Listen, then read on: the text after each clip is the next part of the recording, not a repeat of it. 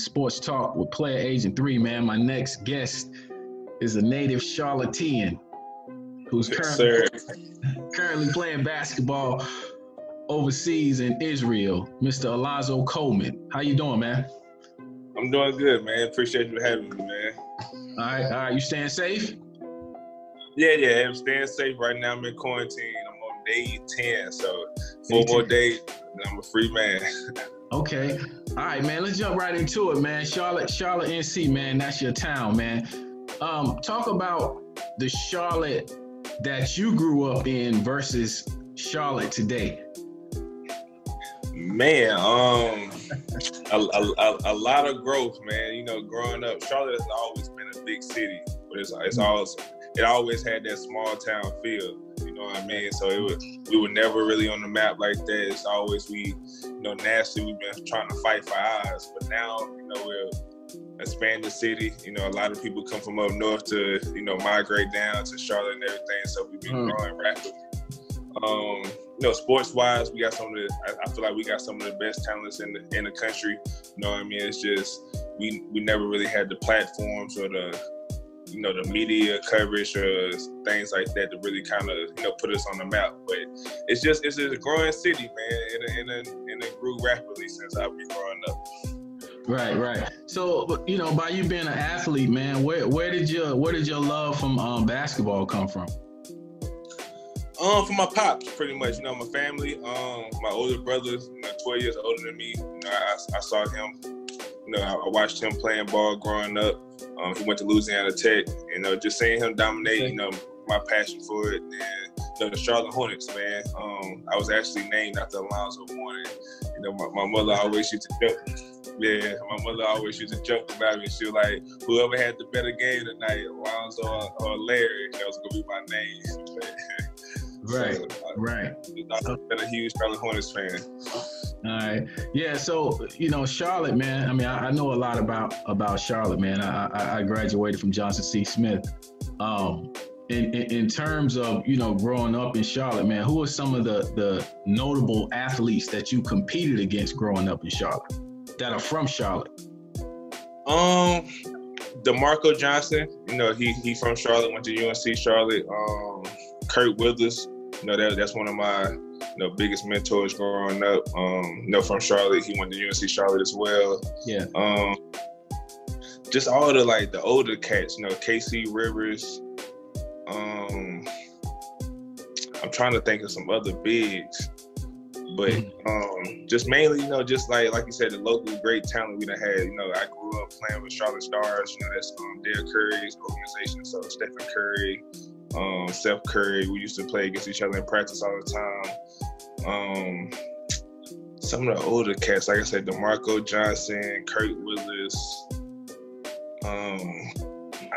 I can't really think of it right now. It's a lot. Yeah, it's a lot. But just mainly the local talents, especially the colleges, like you said, John C. Smith, Queens University, and UNC Charlotte, man, just getting out there with the college boys as well.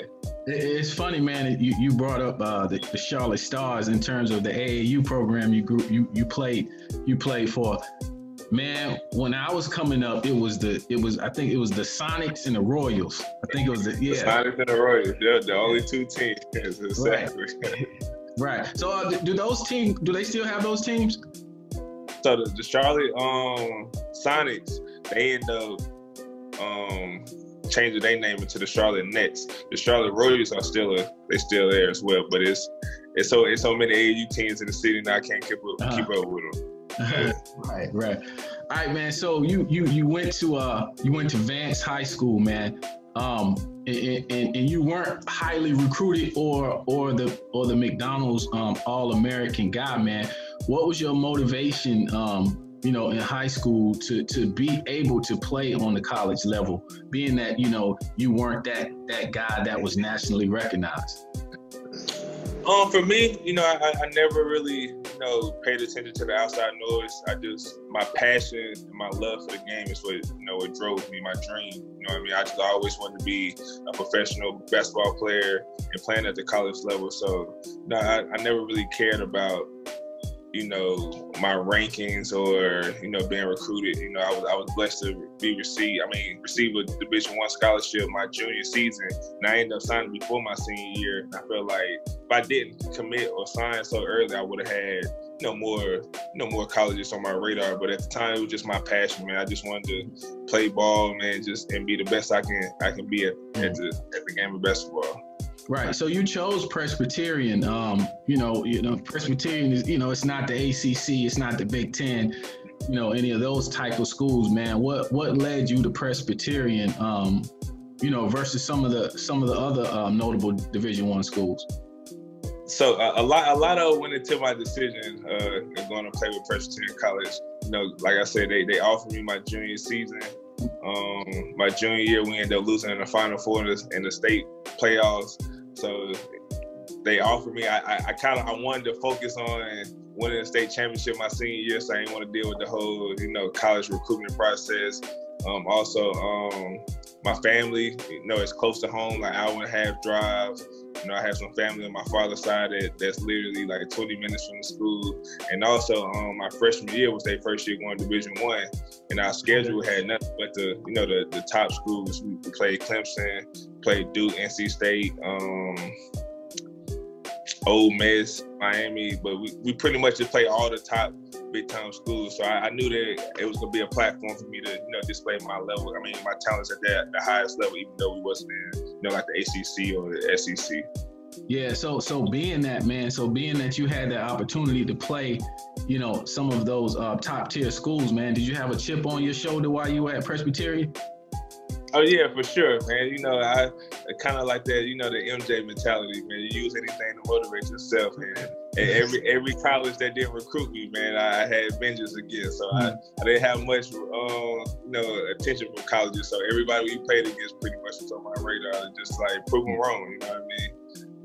Right. So you went on and, you did well at Presbyterian, and of course now you're playing professional basketball. But coming out of Presbyterian, man, were you one of those guys that had that NBA or bust mentality, or you just wanted to play professional basketball? I don't care where it is.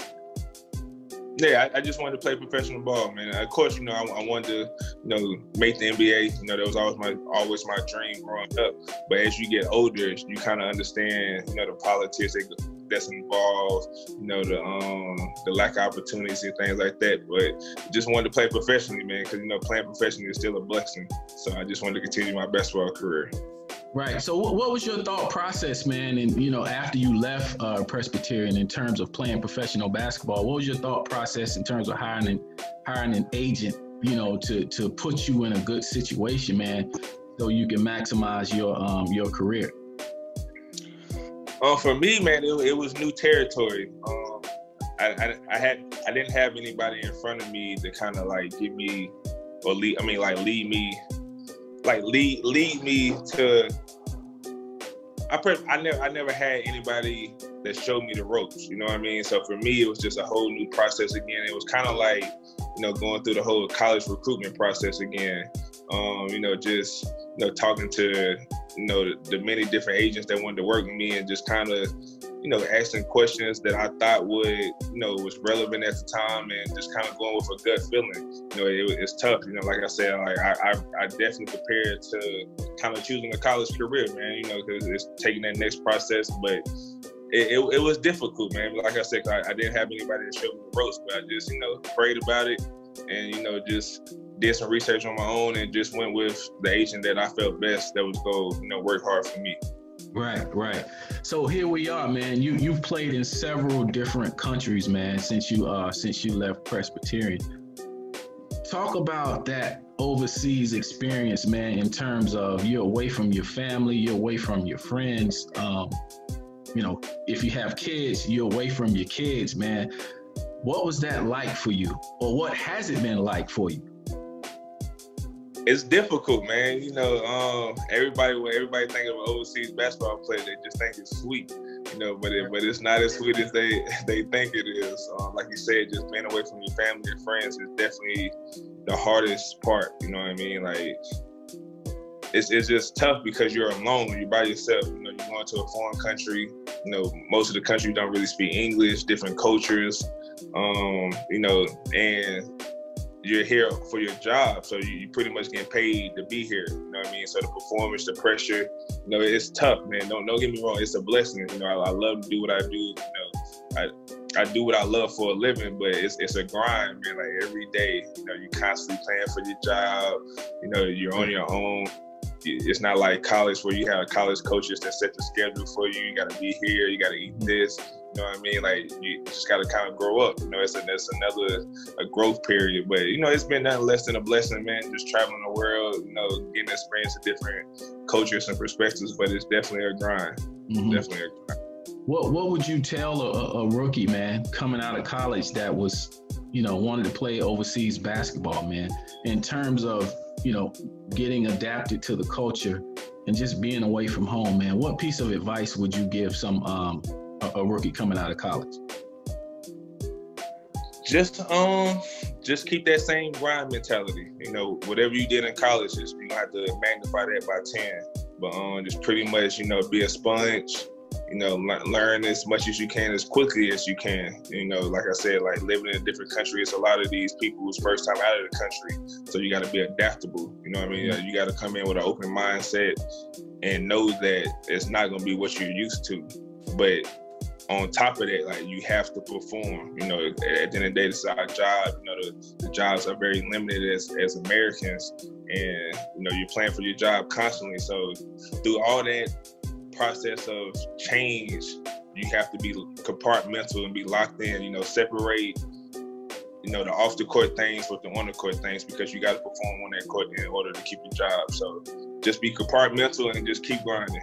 Yeah. What would you say is a misconception about playing basketball overseas? Not just playing, but just actually living across the water. What's one misconception that you've seen?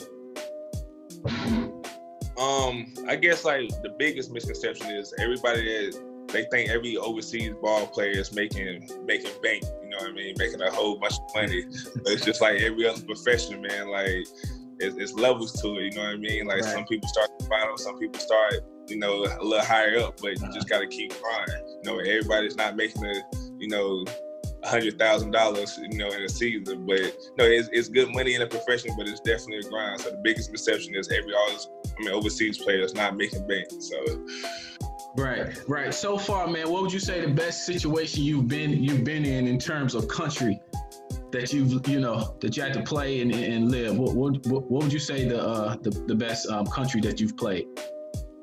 For me, I would say Israel, man. Just overall, it's the most Americanized. Everybody speaks English here. The weather is great. It's warm year round. The food is good, and they love the hip hop culture. So you feel kind of like home. But on the court, they're not gonna kill you. Not too many tour days. They have a religious, holiday on Fridays called Shabbat. So no practices from Friday sundown to Saturday sundown. So you have days off. And they utilize you here. I feel like most countries, they need Americans, but they don't want Americans. Here in Israel, they need us and they want us, so they treat you like that. So I would say overall, it's definitely on and off the court. It's definitely Israel, and it's not close. Right. So you recently arrived in Israel. That's pretty interesting with the COVID-19 going on, man. What was behind your decision to actually go back overseas during this pandemic? So I actually just finished out the season. I was here when the pandemic hit. So I was playing in Israel before I had to come home. Then I came home. But Israel has done a great job. They was one of the first countries when they first heard about the pandemic. They jumped on like shutting everything down, to stop travelers and everything. So I think they had a total of 200 deaths in the whole country, since the pandemic has broken out. But wow. Man, it's a great opportunity for me. I was playing the second division out here in Israel, and the first division opened up, so it was just a opportunity that presented itself, to be able to play in the first division. Talked it over with my agent and everything. So it's just, 2 months. Then I get to come back home. But pandemic-wise, it's definitely safer than it is in the States. So that wasn't one of my concerns. But for my career, it was a great opportunity for me. What are your expectations for this season, man? For me, man, just grind it, man. Just leave it all on the court, take full advantage of it, man. For this one, like I said, the great opportunity is just showing that I can play at this level. I've been proving people wrong my whole career, but it's just showing that I can play on this level at a high level as well. So, right. just want to just kind of work the world up a little bit. Right. All right, man. Queen City Pro-Am. Yes, sir. I've seen the stuff on Instagram, man, and I got some questions, man. But first off, man, how did this whole thing come about? So I pretty much, if you know a little bit of history of the Queen City, of Pro-Am, it's in all the major cities around the country. We had a Pro-Am in the city for the past 15 to 20 years that I grew up playing in, and it kind of just died down over the past several years. So it's just always been something that me and my fellow peer hoopers in the city always talked about, because we love to come home, to play in front of our friends and family, but in the Pro-Am is that platform.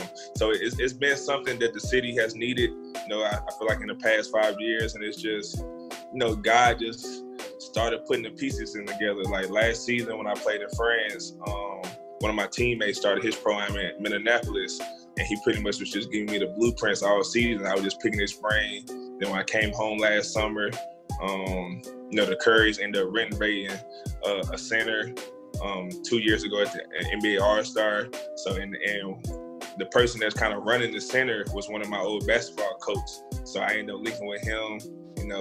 Like I said, the guy was just putting the pieces together. So I ended up getting a great location when it's located uptown. And it was just my passion for the game and the passion for my city, man. I love my city and I love basketball. So it was just something that I know the city needed and the city is going to appreciate. So I just wanted to, keep the basketball alive in a growing city, man, because we got the talent. So I just wanted to kind of bring that platform to the summer. So when we come home during the summertime, we have that platform for us. So now, how will the COVID-19 affect it? Will it start this summer or next summer? So the COVID-19 has definitely changed a lot of plans, because the opening day was supposed to be June 27th. So as of now, the city of Charlotte is in phase 2. Phase 3 for the COVID-19 starts June 26th, where they open gyms up for the first time. So as of now, my team and our plans are to still have it this summer, but we're waiting to see the limitations on the gym and everything. As of now, we're shooting just to stream the games live with no fans. So just with the limitation of people in the gyms and everything. So we still have the gyms, do everything to make sure everybody stays safe, but with no fans, and just stream it online. Who are some of the people you expect to come out for this event in terms of players? Man, the support has been crazy, man. Like ever since we announced it, everybody in the city of Charlotte. So, Steph Curry, he's one of our main sponsors. He's sponsoring and in the league. Hopefully he can get his brother to come out there, even if he's not gonna play. But I expect him to be in the city. In the gym. Anthony Morrow, Demir Pitts, Ann Miller, Cody McIntyre, Akil Mitchell, Kurt Withers, Demir Pitts, Andre Cornelius, like pretty much all the overseas basketball players, D-Balls. It's a lot of players that's not even from Charlotte that's already committed to, I'm coming through the city, I'm gonna play in a game or two. Devontae Green. It's been a lot, man. Like the anticipation for it this summer has been really high. And Charlotte is a big city, and the airport is one of the biggest in the country. So a lot of people come through Charlotte during the summer. So we was expecting to have a nice turnout, man. A few NBA cats, And like I said, a whole bunch of overseas players. So it was looking good, but unfortunately, COVID-19 kind of slowed some things down. Yeah, so I would imagine that's probably been your biggest challenge, man. Is the COVID-19 in terms of putting this event together? It has been, because everything's been in play. Like I said, my team and I have been working on this for over a year now. So we got all the pieces in play. It was just a time thing. It goes on during the summer, so we just had to wait until the summer got here. But now, with the COVID-19, just gotta adjust a little bit. It's not gonna change much. But we already got everything set in play for the years to come. So even if we don't have it like we imagined it this summer, it'll be something to build on for next summer for sure. All right, so this is my question, and I was kind of scratching my head on it. Looking at this the Queen City Pro-Am, you guys had there was something where you were voting on the greatest players to come out of the city of Charlotte, right?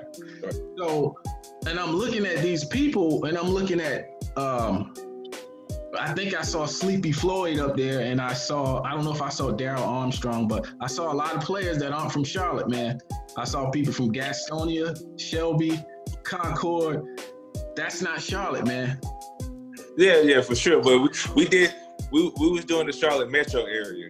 A lot of people had, questions about it. It wasn't solely in Charlotte, but, like you said, Darrell Armstrong, Sleepy Floyd, they both from Gastonia, which is, 10 to 15 minutes from Charlotte. So a lot of those, the players that we had on the list came to Charlotte and earned their respect, especially high school, because, Charlotte don't necessarily just play in the heart of the city. We play, schools that's on the outskirts. So we pretty much just did the whole Charlotte metro area, because that's what the Pro-Am stands for as well. We want the best talent in Charlotte, but we also want the best talent from the surrounding areas, so we can just have the overall best talent. So we know a lot of people also, they, like you said, they were scratching their heads about it. But at the end of the day, man, Stephen Curry is from Charlotte, so we also want to throw some other top legends in there that's going to kind of give him a run for his money. You know what I mean? Uh-huh. So we just wanted to, having fun, man, and also, show love. Because at the end of the day, it was all for love for the city and just something fun, man, just to, pay homage to the ones that paved the way in that area. So it definitely wasn't just the Charlotte area. Right. So what's your vision, man? What's your ultimate vision for this, for the program? Man, the sky's the limit, man. I've studied the Drew League, the AEBL, Miami Pro City in New York. So our vision, man, is just having one of the biggest, programs in the country. We definitely have the talent, we have the platform, we have the support. So it's like the Pro-Am, basketball during the summer has been growing. As you can tell by the the $2 million tournament, the TBT, the basketball tournament that's been going on, and talking to others like those Pro-Ams like the Drew League, the AEBL, they've been talking about putting a national Pro-Am tournament during the summer together. So it's just a growth period, man. But I think it can, down the line, man. I wouldn't be surprised if we start getting some national TV televised coverage, man. I've been talking to some people who's ESPN.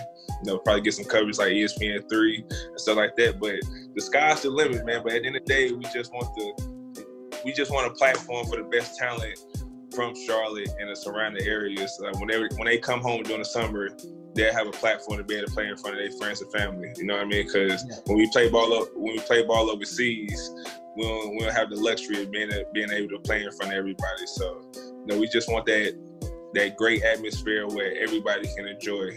Kids, grown-ups from all ages, and just have a huge sporting event during the summer for the city of Charlotte. Anybody reached out to MJ? Nah, nobody reached out to MJ yet. But hopefully in time, man, as we build up the buzz and everything, that he'll hear. You know what I mean? But at the end of the day, it's a process. You know what I mean? Right. Eventually down the line, hopefully we'll get the Charlotte Hornets more involved and everything as well. Okay, man, that's good stuff, man. I'm definitely looking forward to it. I'm sure I'll be down there for a lot of the games, man. Shout out to my guy, Anthony Morrow, who's been on the show, Jeff McInnes as well. What are your interests outside of basketball? Basketball is my love and passion, man. But for me, just traveling, seeing the world, playing ball overseas has definitely opened up my third eye. Really, my passion for just, seeing different parts of the world, being involved in different cultures, seeing, just that other interests. Like, I don't have no other talents pretty much. I barely do basketball well, but we're just watching movies, Netflix, and just sports, man. I love sports, man. Any sport, football, American football, baseball, soccer, golf. Matter of fact, golf is my second passion. During the summer when I come home, I play a lot of golf. So, okay. But other than that, it's just sports, man. I just love all sports. Now, man, word on the street, man, is you did a little commercial a few years ago, man. What was that about, man? And how did that whole thing come about? So shout out to my family, man, Rhonda and Jamie. That was actually going into my rookie season. So just they had me in Atlanta training, getting prepared for my rookie season, and opportunity presented itself to work with Adidas. And Josh Smith, that was when Josh Smith was, at the peak of his career, and he had a new shoe coming out, so I did a commercial with them. They also plugged me in with opportunity to be an extra cast in the Necessary Roughness season 3. So it was that was all Rhonda. She kind of told me about the opportunities, said it would be great for me. Then I just gave it a shot. Okay. Any more? You have any more interest of doing things like that, commercials or any type of TV roles? Yeah, I wouldn't mind for sure. Like, me and her been talking about it lately. I'm extremely shy, man. So I gotta continue getting out this bubble, man. I've been working on it. So, just like everything else, man, it takes time, put into that craft. So it's just something that I have to continue developing the skill set. All right. A few more things, man. I'm gonna let you get out of here, man. I want to switch gears for a second, man, and talk briefly about The Last Dance. I'm sure you caught all 10 episodes of The Last Dance, man. What do you think about this MJ LeBron debate, and even Kobe Bryant? Where do you stand on that debate? Because you probably didn't get to see Michael Jordan play in real time, but I don't know who your GOAT is, but did The Last Dance change your mind if Michael Jordan wasn't your GOAT? For me, The Last Dance, like everything that they displayed on The Last Dance, I pretty much knew about MJ. Growing up, I'm a big basketball fanatic, so I used to watch some of the old basketball. Of course, I wasn't able, like you said, I wasn't able to watch them while it was live and while it was going on. But, just going back, watching some of the classic games and, studying his film and just, studying different stories and stuff about him. So for me, it wasn't nothing new. I already knew the mindset of Jordan. I already knew how, he pushed his teammates and stuff like that. But, just to get that inside footage, it always, magnifies it a little bit more. You know what I mean? So for me, I always tell people, I was like, LeBron James is my GOAT, you know what I mean? And I have reasons behind it. Just Michael Jordan, but mentally and his competitiveness, like, it's nobody on his level. Kobe was the closest thing to him. For me, it depended on the day.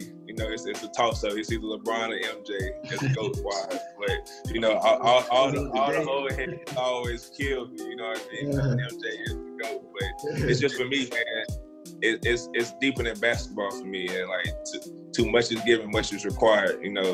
Takes nothing against from MJ, but, the role model that LeBron is on and off the court. And I appreciate his style of play, his style of leadership a little bit more, you know what I mean? But at the end of the day, like, take nothing away from MJ. MJ is MJ, you know what I mean? But yeah. I can go on forever debating why I don't have MJ as his GOAT. I'm gonna just leave it at that. Okay. But the last dance was great, man. I feel like a lot of people needed to see that, but because, like you said, a lot of people didn't see the man, the myth, the legend play live. But it definitely changed a lot of perspectives on things. Right. This last thing, man, and you know, more on a serious note, and I'm sure you saw the video footage, man, of George Floyd, in the police out in Minnesota, man. What are your thoughts on that, man? And what do you tell your kids, you know, if they're stopped by the police? You know, what impact did that video have on you? Man, it's saddening, man. It's truly saddening. You know, unfortunately, this the world we live in. You know, I think I read somewhere where COVID-19 almost made us forget about the true virus that we live. You know, that goes on in America. You know, racism has been alive for hundreds of years. And it's more magnified now because it's, you know, things are being recorded. But it's saddening, man. It's just something that, you know, like you said, like teaching our kids, like you have to teach them a realistic situation about things. You know what I mean? Like, even if we don't do anything, you know, being African Americans or you know, they portray us as a certain way. So you just gotta kind of, you know, it's unfortunate, but you have to comply with the police officers. You know, do everything that you possibly can not to give them a reason, because they're looking for a reason to kill us. And it's just sadness. It's a sad world that we live in. And it's just, it's time for a change, man. You know, it's like we beating a dead horse, but it's one of those things. It's like enough is enough. It's been enough. But you know, it's sad, man. It's just a crazy world we live in. It's just time for change. But on the end, like, we live in a realistic world. Like, we have to educate our young ones to let them know that, like, that this can happen, you know, to us, no matter if we do anything wrong. And you have to prepare for situations where they can walk away from the situation. Right. All right, Al'lonzo Coleman, man. If you don't mind, give everybody your social media handle, man, and again, man, let them know, you know, how they can catch the Queen City program. You know, when it'll be coming. Well, you don't know due to the COVID-19, but your Instagram page for Twitter, Facebook, etc.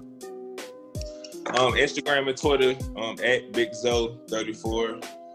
Facebook, Al'lonzo Coleman, of course, and the Queen City Pro-Am, Instagram, Twitter, at Queen City Pro-Am.